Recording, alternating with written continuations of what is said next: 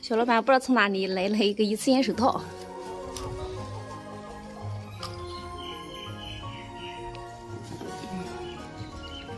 鱼给坏掉了。这个。坏了你不要闻，放旁边，等会你们中午给吃了。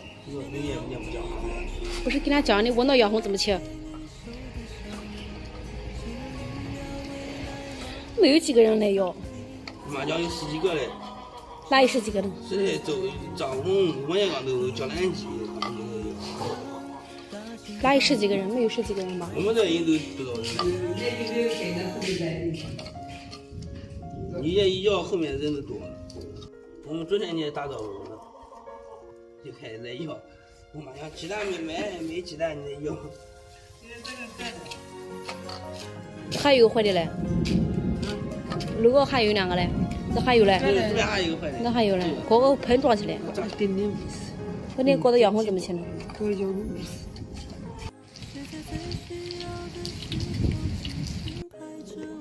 拜拜拜拜，今天的视频就到这里啦，记得点击关注，比个小心心，拜拜。